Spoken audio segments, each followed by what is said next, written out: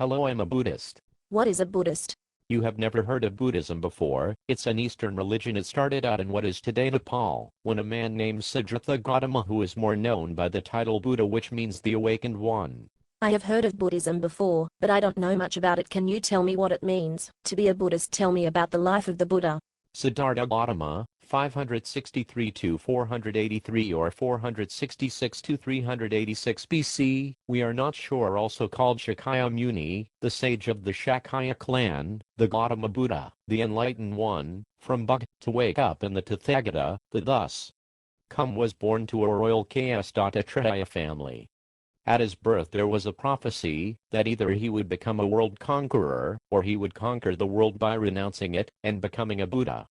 His father preferred the more tangible kind of conquest, and tried to shield Siddhartha from all the evils of life that might tempt him into spiritual reflection.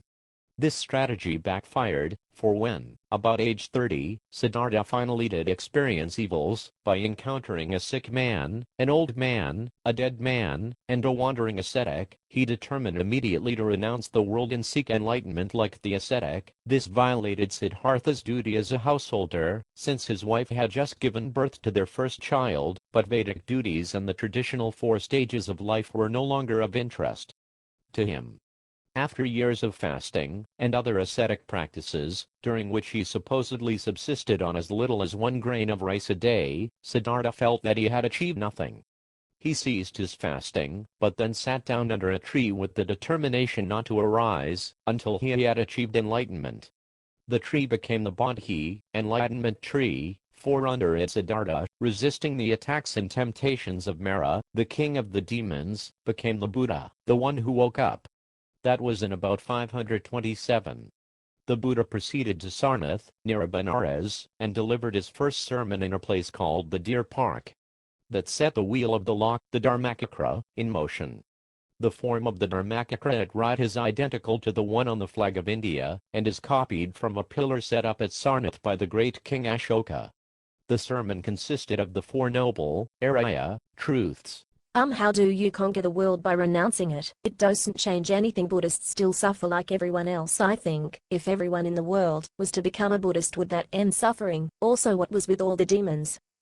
I thought Buddhism was an atheist philosophy. I don't know any atheist that believes in demons.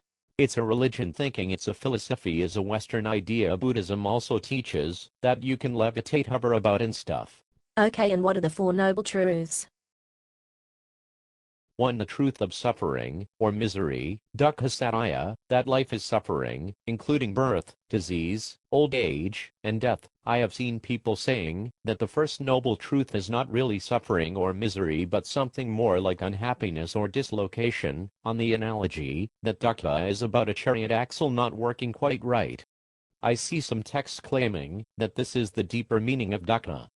However, this does not fit the canonical examples of disease, old age, and death, which are things that are not merely unpleasant, and dukkha seems to be from the verb do, which means burn, be pained, so that dukkha can be merely unpleasant but also pain, hardship, misery, suffering. Cf.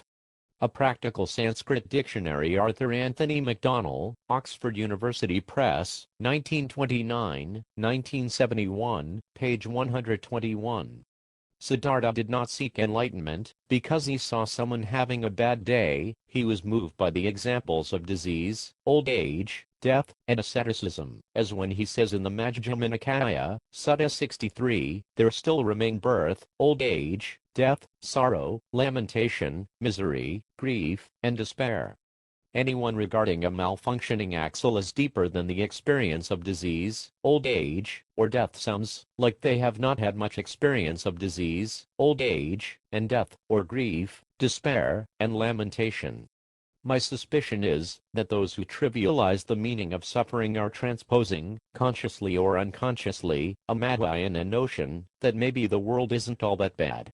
This is something foreign to the early message and attitude of Buddhism. However, the idea that the world is essentially unpleasant in all its details, and gives us a nagging feeling that something is not quite right, is a good Buddhist clue that something is wrong more deeply.